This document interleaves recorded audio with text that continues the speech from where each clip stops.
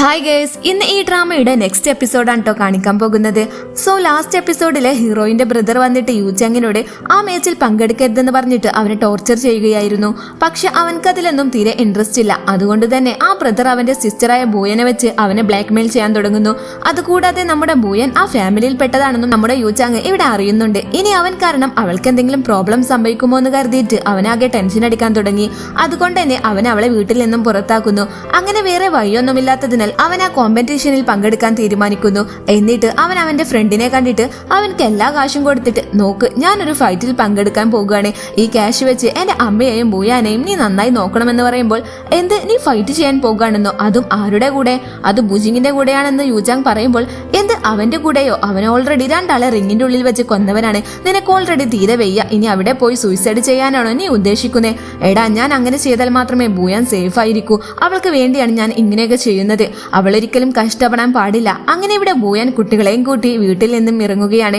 അവന്റെ അമ്മ കൊടുത്തിരുന്ന ബ്രേസ്ലെറ്റ് അത് അവൾ അവിടെ തന്നെ വെച്ചിട്ട് പോകും. ഇവിടെ കോമ്പറ്റീഷൻ നടന്നുകൊണ്ടിരിക്കുകയാണ്. ബൂയന്റെ ഫ്രണ്ട് അവളോട് ഇതിനെ പറ്റി പറഞ്ഞു കൊടുക്കുന്നുണ്ട്. എന്നിട്ട് ഫോണിൽ ഒരു പോസ്റ്റർ കാണിച്ചു കൊടുത്തിട്ട്, ഓക്കെ, യൂചാങ് കുംഫുവിന്റെ ലീചാങ് എന്നവനുമായി ഫൈറ്റ് ചെയ്തുകൊണ്ടിരിക്കുകയാണ്. അഥവാ ഈ മാച്ചിൽ യൂചാങ് തോൽക്കുകയാണെങ്കിൽ അവന്റെ കരിയർ സ്പോയിലായി പോകും. ഇക്കാര്യം അവളുടെ ഫ്രണ്ട് പറഞ്ഞതും ബൂയാൻ വേഗം അവളുടെ ബ്രദറിനെ കാണാൻ പോകും. നീ എന്നെ വെച്ച് അവനെ ടോർച്ചർ ചെയ്തിട്ടാണോ അവനെ കോമ്പറ്റീഷനിൽ പറഞ്ഞയച്ചത്?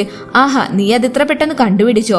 നല്ല കാര്യം. യൂചാങ് നിനക്ക് വേണ്ടി ഇത്ര കഷ്ടപ്പെട്ടതെല്ലാം വെറുതെ ആയി പോയല്ലോ എന്നൊക്കെ അവർ പറയും.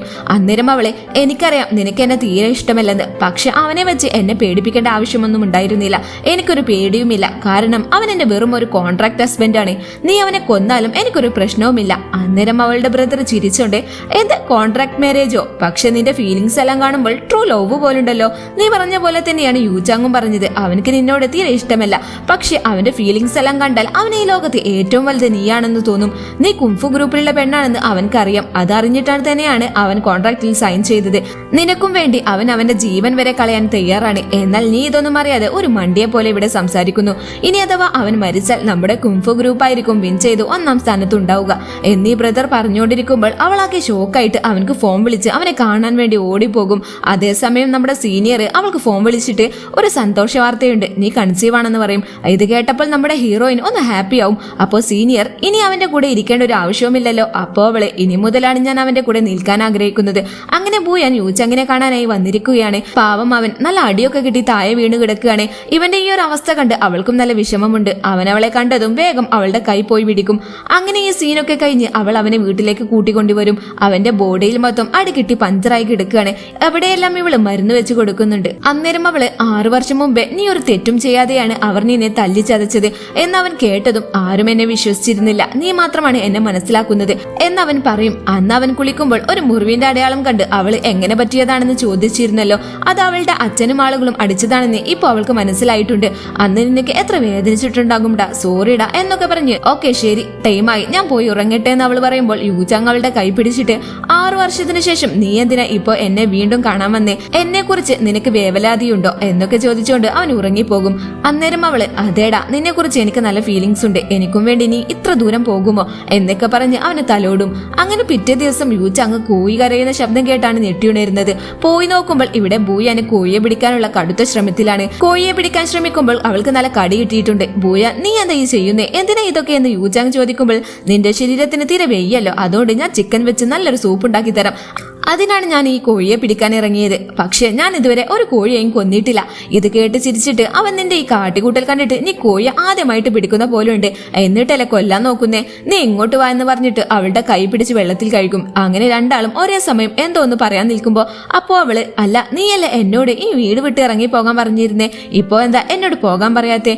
ആ സോറി, മറന്നതാ, നീ ഇപ്പോ തന്നെ പോയിക്കോന്ന് അവൻ പറയും. ആഹാ, ഞാൻ പോയില്ലേ, നീ എന്ത് ചെയ്യുമെന്ന് പറഞ്ഞ് അവള് ഗമയോട് തിരിയും. അന്നേരം അവൻ അവളെ കെട്ടിപ്പിടിച്ചിട്ട്, നീ എവിടെ പോയാലും നിന്നെ ഞാൻ തൂക്കിയെടുത്തോണ്ട് ഇങ്ങോട്ട് വരും. എന്നിട്ട് അവൻ, ഞാൻ നിന്നോട് ഇന്നലെ നീ എന്തിനാ തിരിച്ചു വന്നേന്ന് ചോദിച്ചില്ലേ, നീ എന്താ റിപ്ലൈ തരാതിരുന്നേ?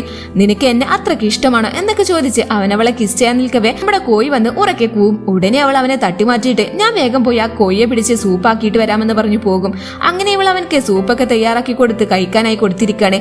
പറ, എങ്ങനെയുണ്ട് എന്റെ സൂപ്പ്, കൊള്ളാമോ എന്നവൾ ചോദിക്കുമ്പോൾ, വാവ്, സൂപ്പർ ആയിട്ടുണ്ടെന്ന് അവൻ പറയും. അങ്ങനെ അവളത് കഴിച്ചുകൊണ്ടിരിക്കുമ്പോൾ ഫോണിൽ നോക്കുമ്പോൾ അവൻ കോമ്പറ്റീഷനിൽ തോറ്റതായിരിക്കും ട്രെൻഡിങ്ങിൽ നിൽക്കുന്നത്. കൊടുക്കുന്നത്. അതിൽ അവന്റെ ബോക്സിംഗ് കരിയർ അവസാനിക്കുന്ന പോലെയാണ് ഓരോന്ന് എഴുതി വെച്ചിരിക്കുന്നത്. അതെല്ലാം കണ്ട് നമ്മുടെ യൂചാങ് അവളോടൊന്നും പറയാതെ കാഷ്വലായിട്ട് സംസാരിക്കും. ശേഷം അവൻ അവളോട് ഞാൻ ഫിഷിങ്ങിന് പോകാണെന്ന് പറഞ്ഞിട്ട് അവിടുന്ന് പോകും. അവന്റെ പോക്കിൽ അവൾക്ക് എന്തൊക്കെയോ സംശയങ്ങളുണ്ട്. കൂടാതെ നല്ല മഴയും വരുന്നുണ്ട്. അവൾ അവനക്ക് കോൾ ചെയ്തപ്പോൾ അവന്റെ ഫോണാണെങ്കിലോ സ്വിച്ച് ഓഫും. ബൂയാനാകെ പേടിച്ചിട്ട് അവനെ തിരിഞ്ഞ് കുടയുമായി അവിടുന്ന് ഇറങ്ങും. പക്ഷെ അതേസമയം നമ്മുടെ യൂചാങ് ആ വീട്ടിലേക്ക് വരും. അവിടെ അവളെ കാണാത്തതിനെ തുടർന്ന് എന്തു പറ്റി, അവളെവിടെ, ഇന്നേരം ഈ മഴയത്ത് അവൾ എവിടെ പോയി എന്നൊക്കെ ആലോചിച്ച് ടെൻഷനാകും. അങ്ങനെ അവനും അവളെ തേടി പോകും.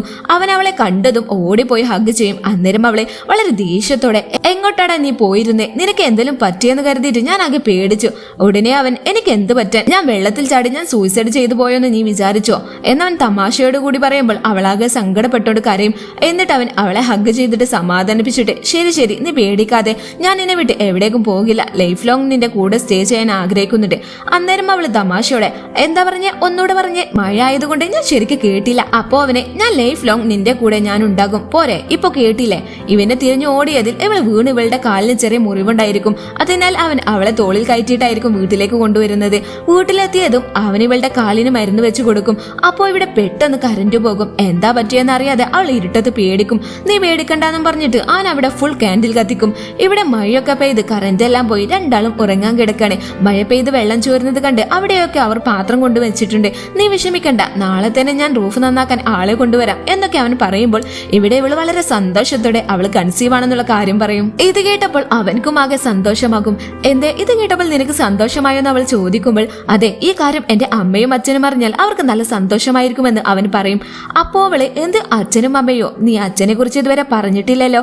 അപ്പോ അവൻ ആക്ച്വലി എന്റെ അച്ഛൻ ഞാൻ ചെറിയ കുട്ടിയായെന്ന് മരിച്ചുപോയതാണ്, അവർ ഇപ്പോ ഇതറിഞ്ഞാൽ നല്ല ഹാപ്പി ആയിരിക്കും എന്ന് പറഞ്ഞ് അവളുടെ ദേഹത്ത് തല ചായച്ചു കിടക്കും.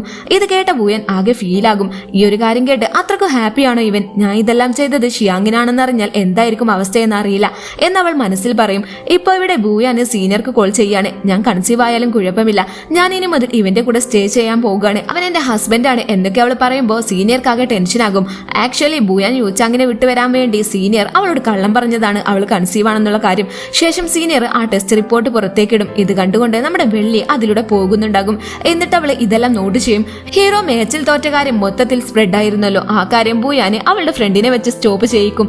അതേസമയം ബൂയാന്റെ ബ്രദർ അച്ഛനോട് യൂചാൻ ഈ മാച്ചിൽ തോറ്റില്ലേ, അതുകൊണ്ട് നമ്മുടെ കമ്പനിയുടെ പ്രോഫിറ്റ് അധികം കൂടിയില്ലേ, അതിനെല്ലാത്തിനും കാരണം ഞാനാണ്, ഇപ്പൊ നിങ്ങൾക്കൊന്നും പറയാനില്ലെന്ന് അവൻ അഹങ്കാരത്തോട് ചോദിക്കും. ഇപ്പോ അച്ഛൻ അവനോട് നീ നിന്റെ പ്രോഫിറ്റിന് വേണ്ടി ഒരുത്തന്റെ ലൈഫ് വെച്ചാണ് കളിച്ചത്, നീ അവന്റെ ലൈഫ് സ്പോയിൽ ചെയ്തിരിക്കാണ്, നീ ഇങ്ങനെയൊക്കെ ചെയ്താൽ ഒരു നാൾ അത് നിനക്ക് ആപത്തായി മാറുമെന്ന് അച്ഛൻ പറയും. ഇത് കേട്ടാകെ ദേഷ്യത്തോടെ അവൻ ഓ ഞാൻ എന്ത് നല്ലത് ചെയ്താലും നിങ്ങൾക്ക് കുറ്റം മാത്രം, നിങ്ങൾക്കെന്താ നിങ്ങളുടെ മരുമകൻ യൂചൻ തോറ്റതിൽ സങ്കടമുണ്ടോ, എന്തായാലും ശരി നിങ്ങളുടെ മോൾ ഇങ്ങോട്ട് ഇനി തിരിച്ചു വരില്ല എന്ന് പറഞ്ഞ് അച്ഛനോട് ദേഷ്യപ്പെടും. കൂടാതെ സിസ്റ്ററോടുള്ള ദേഷ്യം കാരണം യൂചനും അവളും തമ്മിൽ കല്യാണം കഴിഞ്ഞെന്നുള്ള കാര്യം അവൻ ലീക്കാക്കും.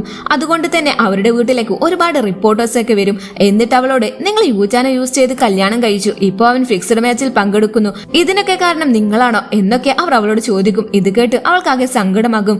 അപ്പോ അവൻ വന്നിട്ട് നിങ്ങൾക്ക് തെറ്റുപറ്റിയതാണ്, ഞാൻ ഫിക്സഡ് മാച്ചിലൊന്നും പങ്കെടുക്കില്ല, കൂടാതെ അവൾ അതുമായി എന്നെ യൂസ് ചെയ്തിട്ടില്ലെന്നും അവൻ പറയും. ഇത് കേട്ട് അവളെ അപ്പോ എന്റെ ഫാമിലി ബാക്ക്ഗ്രൗണ്ട് നിനക്ക് ഇതിനു മുന്നേ അറിയാമായിരുന്നല്ല എന്ന് അവൾ മനസ്സിലാക്കും. ഇവിടെ യൂചാങ്ങിന്റെ അമ്മക്ക് അവൾ ആ ഫാമിലിയിൽ പെട്ടതാണെന്ന് മനസ്സിലാവുകയും അത് ആലോചിച്ച് വളരെ ടെൻഷൻ ആവുകയും ചെയ്യും. അവളുടെ ഫാമിലി കാരണമാണ് യൂചാങ്ങിന്റെ കരിയർ നഷ്ടപ്പെട്ടത്, അവൾ വീണ്ടും എന്റെ മകനെ നശിപ്പിക്കാൻ വന്നതാണെന്ന് പറഞ്ഞ് അമ്മക്ക് അവളുടെ മേൽ വളരെ ദേഷ്യം വരും. അന്നേരം അമ്മക്ക് ഭയങ്കര നെഞ്ഞുവേദന വരികയും ഉടനെ വെള്ളി അമ്മ എന്ത് പറ്റി, ഞാൻ വേഗം മെഡിസിൻ എടുക്കാമെന്നും പറഞ്ഞ് അതെടുക്കാൻ പോകവേ വെള്ളി അവിടെ ഉണ്ടായിരുന്ന അവരുടെ കോൺട്രാക്ട് കാണും. എന്നിട്ട് അവൾ അത് ഫോട്ടോ എടുത്ത് സോഷ്യൽ മീഡിയയിൽ അപ്ലോഡ് ചെയ്യും. ഇവിടെ ബൂയാൻ യൂചൻ അമ്മ ഈ വിഷയം അറിഞ്ഞു കാണില്ലേ, അമ്മ നല്ല കലിപ്പിലായിരിക്കും, എന്താ ചെയ്യാ, നീ പേടിക്കണ്ട, ഈ കാര്യം നമുക്ക് രണ്ടാൾക്കും നല്ല രീതിയിൽ ഹാൻഡിൽ ചെയ്യാമെന്ന് പറഞ്ഞ് രണ്ടാളും കയ്യും പിടിച്ചുകൊണ്ട് അങ്ങോട്ട് വരും. ഇത് കണ്ട് അമ്മക്ക് വളരെയധികം ദേഷ്യം വരും. എന്നിട്ട് അവളോട് വളരെ ദേഷ്യത്തോടെ നീയും നിന്റെ കമ്പനിയും എന്റെ മകന്റെ ലൈഫ് നശിപ്പിച്ചില്ല, അതുപോലെ നിനക്ക്, ഇപ്പൊ നീ അവനെ കല്യാണവും കഴിച്ച് അവനെ പറ്റിക്കുന്നു, എന്തിനാണ് ഇതൊക്കെ. അന്നേരം അവൻ അമ്മ നിങ്ങൾ പറയുന്നതൊന്നും സത്യമല്ല, അവൾ അങ്ങനെ ഒരു പെണ്ണല്ല എന്ന് യൂചാൻ പറയവേ അവരുടെ അയൽവാസി ആന്റി യൂചാൻ നിനക്ക് ഈ പെണ്ണിനെ പറ്റി അറിയില്ല, അവൾ നിന്നെ മുതലാക്കാണ്. കൂടാതെ ആന്റി ആ കോൺട്രാക്റ്റും അവനക്ക് കാണിച്ചു കൊടുക്കും. വീണ്ടും അമ്മ സങ്കടത്തോടെ നീ എന്റെ കുടുംബം ഇങ്ങനെ നശിപ്പിക്കുമെന്ന് ഞാൻ കരുതിയില്ല, നിന്റെ മക്കളെ ഞാൻ എന്റെ സ്വന്തം പേരക്കുട്ടികളെ പോലെയാണ് കണ്ടിരുന്നത്, നീ എന്നെയും എന്റെ മകനെയും പറ്റിക്കുമായിരുന്നു എന്നൊക്കെ പറഞ്ഞ് കരയും. അമ്മേ നിങ്ങൾ പറയുന്നത് തെറ്റാണ്, നോക്ക് ആ കോൺട്രാക്റ്റിൽ ഞാനും കൂടെ സൈൻ ചെയ്തിട്ടുണ്ട്, തുടക്കത്തിൽ ഞങ്ങൾ ഇത് വേറെ വിഷയത്തിനായിരുന്നു തുടങ്ങിയത്, ഇപ്പോൾ ഞങ്ങൾക്ക് രണ്ടാൾക്കും പിരിയാൻ പറ്റാത്ത അവസ്ഥയിലാണെന്ന് അവർ രണ്ടാളും സങ്കടത്തോടെ പറയും. ഇവിടെ ബൂയാൻ അമ്മയെ ഞാൻ ശരിക്കും സ്നേഹിക്കുന്നുണ്ടെന്ന് പറയും. ഇത് കേട്ട് യൂചാങ്ങിന് വളരെ സന്തോഷമാകും. അന്നേരം യൂച്ചാങ്, അമ്മേ ഇപ്പോൾ അവൾ കൺസീവ് ആണ്, ഈ ടൈമിൽ നിങ്ങൾ ഇങ്ങനെയൊന്നും സംസാരിക്കാൻ പാടില്ല, എന്ത് കൺസീവോ എന്നും പറഞ്ഞ് അമ്മ ആ ടെസ്റ്റ് റിപ്പോർട്ട് കാണിക്കും. എന്നിട്ട് അവളെ നിന്നെ അതും പറഞ്ഞ് പറ്റിക്കുമായിരുന്നടാ എന്ന് അമ്മ സങ്കടത്തോടെ പറയും. അല്ല അമ്മേ, എനിക്ക് ഹോസ്പിറ്റലിൽ നിന്നും കോൾ വന്നിരുന്നു, ഞാൻ കൺസീവ് ആണെന്ന് പറഞ്ഞിട്ട് എന്നൊക്കെ അവൾ പറഞ്ഞെങ്കിലും അമ്മ വളരെ ദേഷ്യത്തോടെ തള്ളിയിട്ടിട്ട് നീ വേഗം ഈ വീട്ടിൽ നിന്നും ഇറങ്ങിക്കോണം എന്നും പറഞ്ഞ് വീട്ടിൽ നിന്നും അവളെ പുറത്താക്കും. യൂച്ചാങ്ങും അവളെ ഫോളോ ചെയ്ത് അവളുടെ പിറകെ പോകും. ഇവിടെ വെള്ളി അമ്മയെ പിടിച്ചിട്ട് അമ്മയോട്, അമ്മേ നിങ്ങൾ ബോധം പോകുന്ന പോലെ അഭിനയിക്കെന്ന് പറയും. അമ്മയും അവൾ പറയുന്ന പോലെ അഭിനയിക്കും. എന്നിട്ട് വെള്ളി, യൂച്ചാൻ അമ്മ ഇതാ ബോധമില്ലാതെ വീഴുന്നു, വേഗം വാ എന്ന് പറയും. വേറെ വഴിയൊന്നുമില്ലാതെ യൂച്ചാൻ അവളെ വിട്ട് അമ്മയുടെ അടുത്തേക്ക് ഓടി വരും. ആ റിപ്പോർട്ടേഴ്സ് എല്ലാം ഇപ്പോഴും പുറത്തുണ്ട്. അവർ അവളോട് ഓരോന്ന് ചോദിച്ച് അവളെ ടോർച്ചർ ചെയ്യുന്നുണ്ട്. അപ്പോഴേക്കും ആ പരദൂഷണ ആന്റി വന്നിട്ട് അവരോട് ഈ പെണ്ണ് പണത്തിന് വേണ്ടിയാണ് യൂച്ചാനെ കല്യാണം കഴിച്ചത്, ഇവളൊരു ചീത്ത പെണ്ണാണെന്നൊക്കെ അവരോട് വിളിച്ചു പറഞ്ഞ് അവളെ അടിക്കും. അപ്പോഴേക്കും അങ്ങോട്ട് നമ്മുടെ സീനിയർ വന്ന് അവളെ രക്ഷിക്കും. ഇവിടെ ഇവന്റെ അമ്മയ്ക്ക് BP എല്ലാം ചെക്ക് ചെയ്തിട്ട് എല്ലാം നോർമലാണല്ലോ, പിന്നെ എന്തിനാ നിങ്ങൾ മയങ്ങി വിടത് എന്നെല്ലാം മനസ്സിൽ പറഞ്ഞ് ഇവർ ആക്ട് ചെയ്ത സംഭവം കണ്ടുപിടിക്കും. ശരി, ഞാൻ ഡോക്ടർക്ക് കോൾ ചെയ്തിട്ട് വരാമെന്ന് പറഞ്ഞ് അവൻ ഡോക്ടർക്ക് കോൾ ചെയ്യാൻ വേണ്ടി പോകും. അപ്പൊ ബൂയാന് അവൻക്ക് മെസ്സേജ് അയച്ചിട്ടുണ്ടാകും. നീ എന്നെ കുറിച്ച് വിഷമിക്കൊന്നും വേണ്ട, അമ്മയെ നന്നായി നോക്കിക്കോ, ഈ പ്രോബ്ലം ഞാൻ തന്നെ സോൾവ് ചെയ്തോളാം എന്ന് പറഞ്ഞ് മെസ്സേജ് അയക്കും. ഇപ്പോ വെള്ളി ഇവന്റെ അടുത്തേക്ക് വന്നിട്ട് നീ എന്തിനാ ഡോക്ടർക്കൊക്കെ കോൾ ചെയ്യുന്നേ, അമ്മ റെസ്റ്റ് എടുത്താൽ എല്ലാം ശരിയായിക്കോളും എന്ന് പറയുമ്പോൾ എന്റെ അമ്മയോട് മയങ്ങി അഭിനയിക്കാൻ പറഞ്ഞത് നീയല്ലേ, ഈ ട്രിക്ക് നീയല്ല അമ്മക്ക് പറഞ്ഞു കൊടുത്തത്, അതുകൂടാതെ ആ കോൺട്രാക്റ്റും സോഷ്യൽ മീഡിയയിൽ അപ്ലോഡ് ചെയ്തു എന്നും പറഞ്ഞ് അവൻ അവളെ അവിടുന്ന് ഓടിക്കും. ഇനി മേലെ ഈ ഭാഗത്തും നിന്നെ കണ്ടുപോകരുതെന്നും പറയും. ഇവിടെ സീനിയർ ഭൂയാനോട് വാ കാറിൽ കയറെന്ന് പറയും. അപ്പൊ ഭൂയൻ, ഞാൻ കൺസീവ് അല്ലെന്നുള്ള കാര്യം നിനക്ക് അറിയാമായിരുന്നല്ലോ, പിന്നെന്തിനാ നീ എന്നോട് നുണ പറഞ്ഞ് ആ റിപ്പോർട്ട് വെള്ളി എനിക്ക് കാണിച്ചു തന്നിട്ടുണ്ട് എന്നൊക്കെ പറയുമ്പോൾ അതെല്ലാം ചെയ്തത് ഞാനാണെന്ന് അവൻ സമ്മതിക്കും. എന്നിട്ട് അവളോട്, ഞാൻ നിന്നെ ഇതിനു മുന്നേ ഷിയാങ്ങിന്റെ സർജറിക്ക് വേറെ ആരെങ്കിലും മേച്ചാണോ എന്ന് നോക്കാൻ പറഞ്ഞില്ലായിരുന്നോ, എന്നാൽ നീ അതൊന്നും മെയിൻഡാക്കാതെ അവന്റെ കൂടെ പോയി അവന്റെ കുഞ്ഞിനെ പ്രസവിക്കാൻ തീരുമാനിച്ചു. നീ ശരിക്കും ഷിയാങ്ങിന് വേണ്ടിയല്ല അവനെ കല്യാണം കഴിച്ചത്, നിനക്ക് ശരിക്കും അവനെ ഇഷ്ടമാണ്, അവന്റെ കൂടെ ജീവിക്കാനാണ് നീ ഇങ്ങനെയൊക്കെ ചെയ്തത് എന്നൊക്കെ സീനിയർ അവളോട് കോപത്തോടെ പറയും. അന്നേരം അവള്, അതെ, ബിക്കോസ് അവൻ എന്റെ കുഞ്ഞുങ്ങളുടെ അച്ഛനാണ്, അവന്റെ മേൽ എനിക്ക് ഫീലിങ്സ് വരുന്നതും ലവ് ചെയ്യുന്നതൊക്കെ എന്റെ വിഷയമാണ്, നീ എന്തിനാ ആവശ്യമില്ലാത്തതിൽ ഇന്റർഫിയർ ആകുന്നേ, നീ ഇപ്പോ എന്നെ സ്നേഹിക്കുന്നൊന്നുമില്ലല്ലോ, നമ്മളിപ്പോ ബ്രേക്കപ്പ് അല്ലേ എന്നൊക്കെ പറയുമ്പോൾ അവനക്ക് വീണ്ടും ദേഷ്യം കൂടും. ഓ അങ്ങനെയാണോ, ആരാ എനിക്ക് നിന്നെ ഇഷ്ടമല്ലെന്ന് പറഞ്ഞ് എനിക്ക് ഇപ്പോഴും നിന്നെ ഇഷ്ടമാണെന്ന് പറഞ്ഞിട്ട് അവളെ അവൻ കിസ് ചെയ്യും. ഇതോടെ ഈ എപ്പിസോഡ് ഇവിടെ അവസാനിക്കുന്നു. ഈ എപ്പിസോഡ് ഇഷ്ടപ്പെട്ടാൽ ലൈക്ക് ചെയ്യണേ. അടുത്ത എപ്പിസോഡിന്റെ നോട്ടിഫിക്കേഷൻ ലഭിക്കാനായി ചാനൽ സബ്സ്ക്രൈബും ചെയ്യൂ. നിങ്ങളുടെ അഭിപ്രായങ്ങളും കമന്റ് ചെയ്യണേ.